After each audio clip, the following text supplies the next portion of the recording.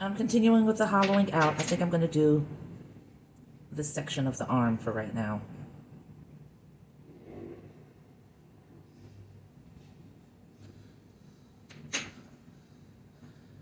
And I'm using the wire tool, just dragging it down. A little challenging because of my nails, so there's that.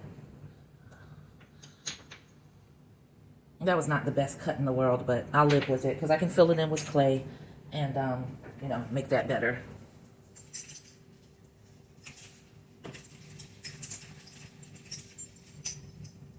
Now I'm taking this tool that's just like a needle, and I'm just going to draw out, the thickness that I want the walls to be so I can start hollowing.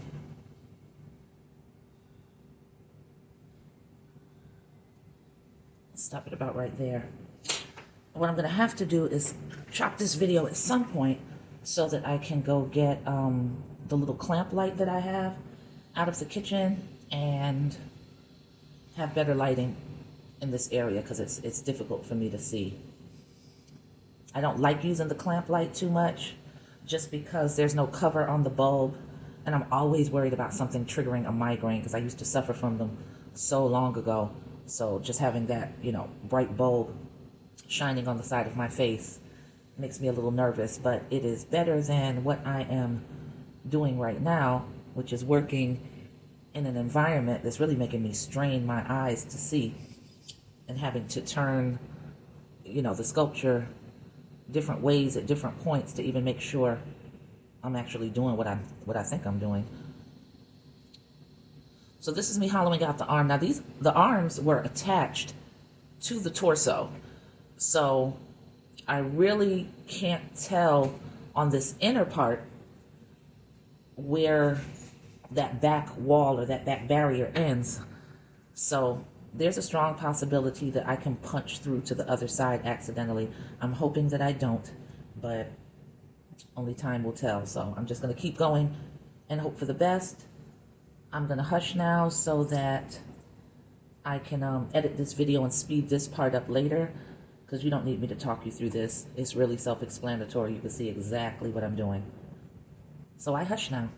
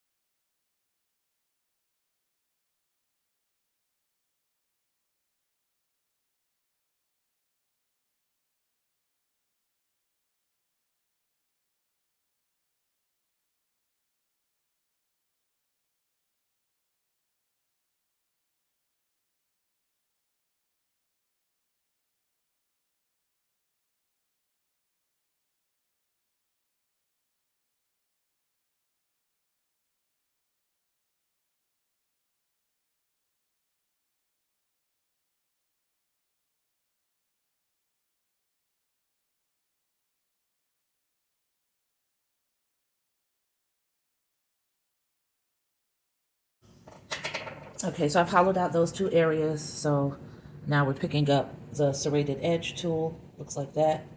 See the teeth all along that side. And I'm going to score the edges that are going to be reaffixed to the matching piece. It's like putting back together a puzzle.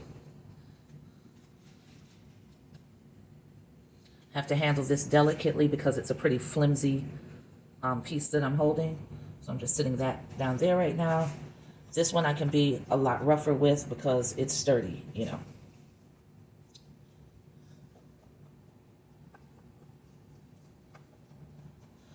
All right, and if you've been sticking with me through this series of videos, you know that I told you I start applying slip, and I use a tool that has a sort of ladle shape or a slight spoon shape to it.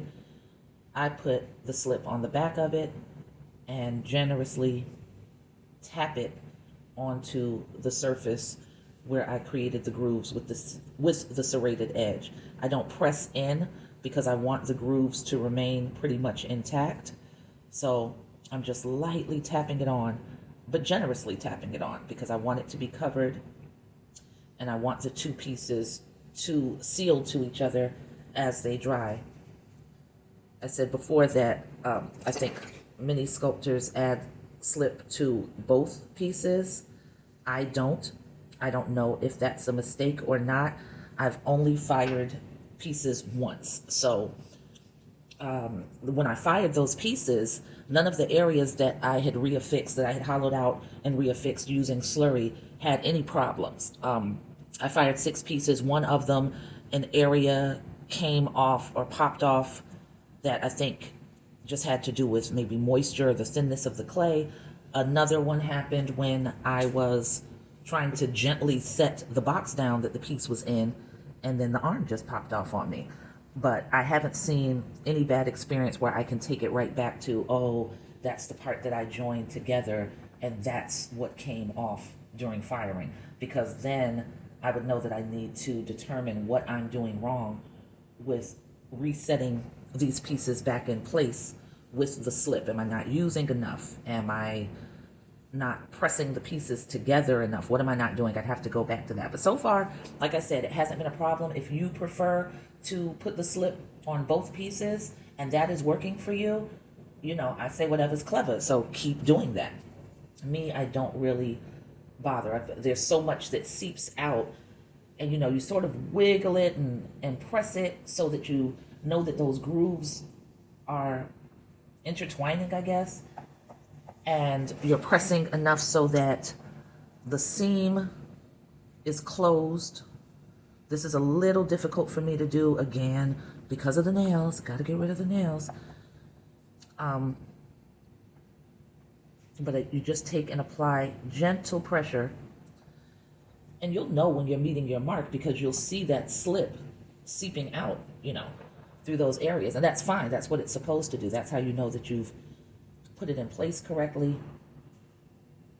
because there's no way for the clay to be like this, fit into grooves and not push that slip forward and out. So that's fine when you see it seep out. It's not like seeing it seep out means that you're losing slip or it's not in there. It's definitely in there. It's just a matter of cleaning up those seam lines once you finish. And like I told you, I keep the little pile of clay wet for areas where I can see the seam line. And that could be for a lot of reasons. It could be because I haven't applied quite enough pressure. So I'll just add another layer of clay over that to ensure that that area is getting sealed up and it's flush. So right now, when I add this first layer of additional clay, I apply a little pressure because I want to push it into that groove where the two parts meet. It's probably very difficult for you to see, but right here, I can see that seam line opening. So I'm going to use the tool to sort of press it forward and see if any more slip comes out. And it's not, so I think that that's just a matter of doing a little blending. Just doing a little blending, cleaning that seam line up so that it doesn't show. This is just the hollowing out process, so this piece is far from being finessed. There's a lot to do to clean it up. So you really don't have to worry about too much of anything at this stage. Like I said, as long as you know that those pieces have been tightly pushed together and you saw that slip come out of the joined areas, I haven't had a problem yet, but I will definitely let you know if anything regarding my little trial and error technique is resulting in challenges. because it's great to be able to have somebody talking to you and telling you areas that they face difficulty in and how they overcame them. And when it comes to sculpting, because I'm so very on my own here, and because a lot of the tutorials I watch, they're not necessarily doing the type of sculpting that I'm doing. Not that my sculpting is so special or anything at this point, but it's mad random. You know, I'll work on a portrait one day, I'll work on something like this, a stylized figure another day. Another day I sort of want to focus on hands or recreate a digital painting or a painting that I've done. And, you know, all of those looks are very different. All of the complexities are very different. So a lot of times, the things that I have questions about, or the things that I encounter that I would want to have questions about, the YouTube tutorials that I'm watching, they're not doing anything like that. So, you know, hopefully this is going to be of assistance to someone out there. I hope it's going to specifically be of assistance to any Black sculptors, because there's really something engaging and fortifying when you can see melanated hands creating something that you can relate to as well. That's a big deal. Representation, it's needed. It's needed particularly for us, and I don't shy away from talking about that. So I definitely would love to hear from female Black sculptors I've gotten a chance to speak with or follow and admire. A host of them since I started this sculpting journey, and that includes Karen Clark, that includes Liz LaRue, that includes several others. I never know how to pronounce her name, but she's on Instagram, and it's like DJAKOUSS, something like that. Please forgive me for messing that up and butchering it. I'm going to make it right in another video, because I'm going to go and get the names of the people that I have been admiring so that you can check them out as well. I don't know if they do videos like this. I'm normally seeing their, nope, that's a lie. The young lady who I just misspelled her name, DJ AKOU, something like that. She does a lot of videos of her in progress. She makes these amazingly ornate pottery pieces. I don't think she is always creating on the wheel. She has very stylized pieces that are just some of the most magnificent works I've ever seen, along with Karen Clark. And I've definitely watched her videos when she's working. And she does a lot of sculptures as well. And I've had the pleasure of seeing the finished piece and then also seeing her in progress effort. So this rejoining and hollowing of the arm went by really quickly. I wasn't even prepared for how quickly it went. It went so fast, and I'm sitting up here like, all right, I know I started the video to do something. What was I supposed to be doing? That's the old age in me. And realize, like, yo, this went by mad fast. Like, you've already done it. So that's good, because I remember when intimidation had me thinking about hollowing for 30 minutes before I actually started hollowing, because I was so terrified that I was going to mess it up. So I'm putting the tools down, and I'm going to hollow the other arm, and it's going to be same vibe, going a little bit deep in at the shoulder, dragging it down. Oh, almost tipped it over. This side is a little tougher just because the AC vent is up high, but it's also directly across from me. So there are areas that start, you know, drying a little quicker than I'd like it to, but that's something you're in control of with this right here. That spray bottle, you hit it, and that clay starts absorbing it and making itself flexible again. I don't know why my voice cracked like that. And you'll be just fine. Now this piece is going to topple over. And I'm sitting up here trying to figure out how can I position my hands to catch that when it happens. So I'm guessing this is the best move right here. Put this thumb right here. And I think I'm going to have to just join the pieces together. You see? It's following. All right. So I snapped that and I made a sloppy cut. Again, not a problem, because you're going to go in and fix that. So I'm taking this needle tool once again. I'm just marking off the lines. I don't want to hollow past this line because it can make the walls too thin, far too fragile, and you don't want that. So I just dig in to a point that I'm comfortable with. Now, I marked this up over the ledge because the ledge was created when I pulled forward. So I still want to make sure that this area right here gets affixed, so I'm not going to bother with that. This I'm going to come back to. I'll just sit it right here on the side so that you can see it. And I grab up my loop tool again, drying clay on it, so, you know, you sort of got to go in there and fleck out the debris with your fingers. And once again, I hush now.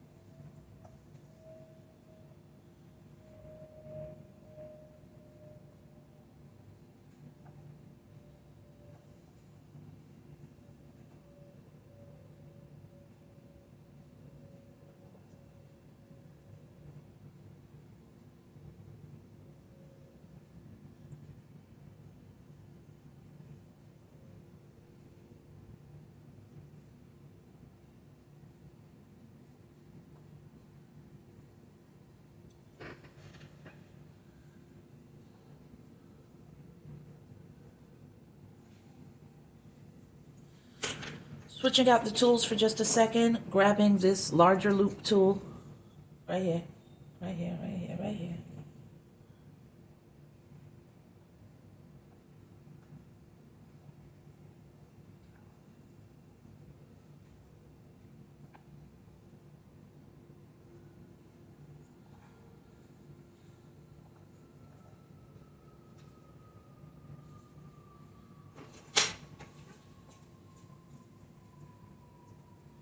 I'm just taking the tool and using it like a spatula to fold these new pieces of clay that are coming in out of the hollowed section into this very moist clay.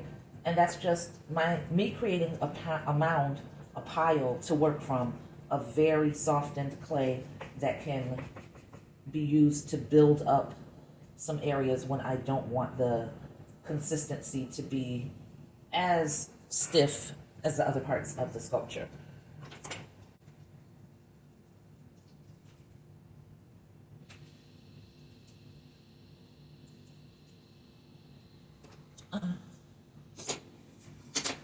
All right, so I actually think that I have dug in far enough here, and you might be wondering, why am I not doing these areas? And that's because there's a lot of sculpting and definition that has to be added to the hands and the feet, and I might have to scrape away a considerable amount from the tops. So I don't want to hollow them out and then start scraping away, and I make a wall that should have been this width in totality. Now it's this width, and when I go to work with it, it collapses in on itself because it's so frail. So I'd rather leave it like this, and you know, that's not a big deal. That's going to dry just fine. It's not so thick that it's going to add too much to the drying time, and I'm not the least bit concerned about that. All right, so now I've done the hollowing out for the arm part that's closest to her body, and this is the part that was taken off. You can see, again, it tapers down, so I'm going to gouge in pretty deeply in this area here, and then this will just be scraped out a bit because I don't want to make it too flimsy. So I'm going to take the needle tool once more, and this wire is tripping. It's like a snake.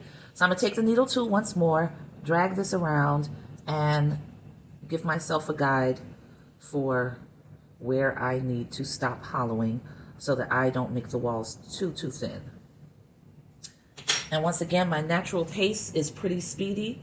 So if nothing else, sculpture is teaching me patience and to be aware of myself, measure my pressure, measure how I approach things, because it's very easy to get clumsy around your work and, you know, knock a head clean off the shoulders by accident because you're just moving so quickly. So I am training myself to, you know, just calm down and be measured and to breathe through the process instead of being so anxious about getting to a certain point in the sculpture.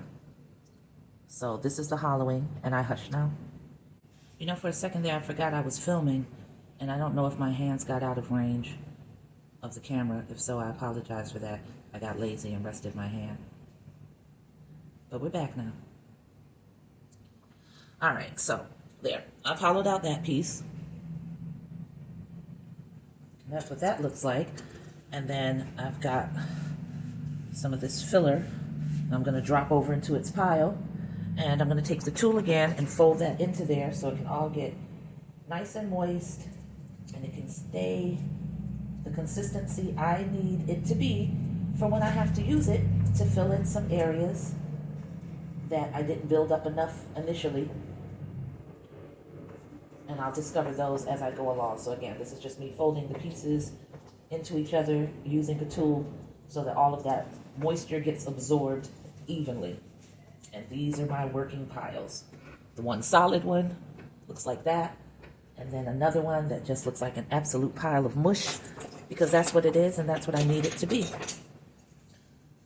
So I'm cleaning off my tool over here, my tools.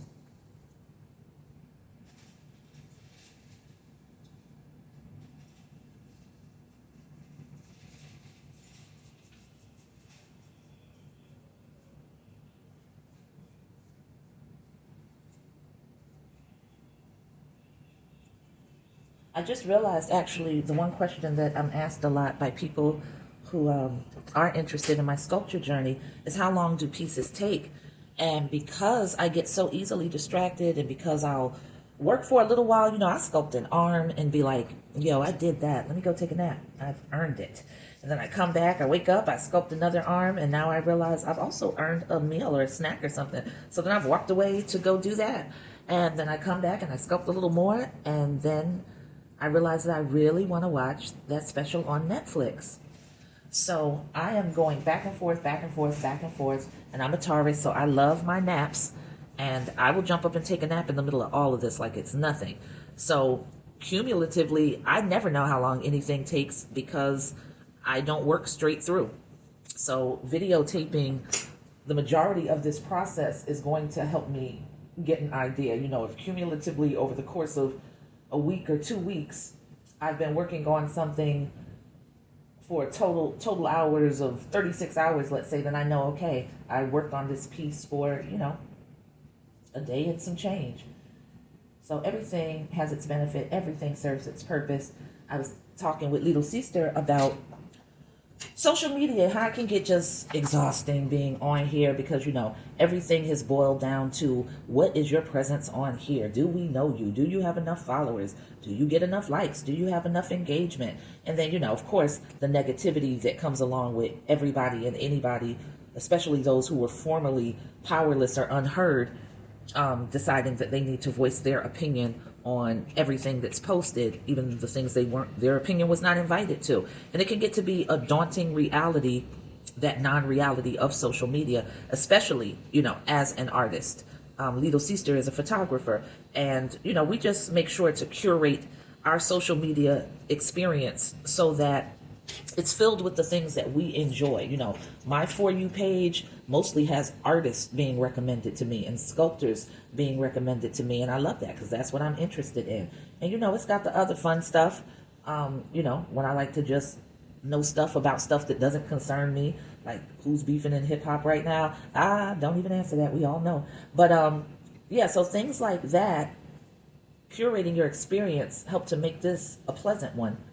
And, you know, whether we like it or not, it is a necessary evil. And it's, in this strange way, a very miraculous necessary evil, because you are now able to be in front of an audience that you would not have even known existed, let alone how to contact, collaborate, and network with prior to the internet. So you never know who's going to see your work. You never know what is going to go on with that. And you know, you just go ahead and you conduct your exposure in the way that's going to be most beneficial to you. I'm not doing TikTok dances. I don't do challenges, but I post up my artwork, and whoever enjoys it, enjoys it. That's the purpose. That's what I use it for. All right. So I got distracted talking to you about social media and did something that I never do. And you might have caught that. Let me know if you caught it before I said something. I'm going to tell you. I put slip on both parts, on the part I'm going to affix to and on the piece that is being affixed. And I think the reason why I've always avoided doing that is, again, because once you start pressing, as you can see, that slip comes out on the side right there. Booyah. Clean that off. And it just made it messy. I don't like messy. Well, I used to not like messy. No one could have ever told me that I would be sculpting and would end up being a dusty because my hands look like this the majority of the time while I'm home. But here we are. So anyway, I'm pressing these pieces into place. They have a ton of slip, so I'm not concerned at all about this part being sufficiently joined. So if you can see, hopefully, again, lighting is horrible, you might not be able to see it. There is a seam there that's open, so I'm just taking and pressing it together. Pressing it together. Pressing it in, letting that slip come out, and then scraping it off, and just cleaning up the seam in the area as best I can for right now. Because all of this has to get finessed later down the road. But for now, it's just fine. And I had said in the video before last that I was going to make sure to bring the light out of the kitchen. It's a little clamp light that I have so that I could see better, and you can also see better regarding what I'm doing. And of course, because I'm forgetful as I don't get owl, I don't know, I just forgot to get the light. So we're working in the dark again, but I'm going to do better, and I'm going to be better for the next video, and I'm going to have that lamp up here so that we can have better lighting and what I'm doing is more easily seen by you.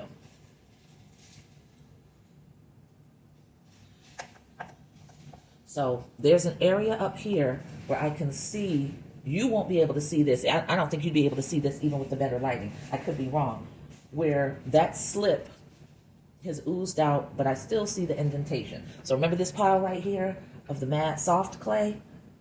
I just go and basically pat that into place and smooth. And it's going to dry on the surface just like the clay beneath it for the most part. And that's going to get rid of that unsightly, vague line that's there that would probably bother no one else. But it'll bother you. It'll bother you because I don't care how much slip you put on and how beautifully you think you pressed it together. If you're still able to see that line, you're going to have nightmares when you send it to the kiln because you're just going to be like, did I reinforce that as sturdily as I should have, or is that going to freaking explode in the kiln? And who wants to take that chance? I can see the line right here. So once again, taking some of that exceptionally moist clay, I'm patting on it gently just to get it to slide into that seam, but I'm also leaving enough on the outside so that once it starts drying, that seam is not going to be visible any longer. And once I start shaping and doing more detail and scraping more form into her, doing things more deliberately to get towards the finish, hopefully I will have done this to a degree where it's not evident and it's not vulnerable. I could probably live with it being evident, but I cannot live with the thought of it being vulnerable. All right, so far we've hollowed this leg, and we hollowed deep into, probably about this far into the thigh in an earlier video. On this video and the one prior, hollowed out this arm, hollowed out this arm. That's where I stop. And then I'm going to have to do a little bit of thinking about this area right here, because I feel like I want to hollow into that area. And it's going to be a little bit tricky with the wire, but I think I can do it. I'm probably going to have to slide that wire in between this slight opening of her arm right here and pull it forward. But that's all for the next video. So I really appreciate you for hanging in there with me. To all the new sculptors, welcome. Would love to see a lot more of my Black female sculptors making videos of their progress and their process if you're comfortable with that, because again, when I started looking for tutorials, I was definitely hopeful that I would see a lot of us, and I didn't. So, you know, I decided to be the change that I wanted to come about. So that's how all this started, and I'll see you for the next one. Peace.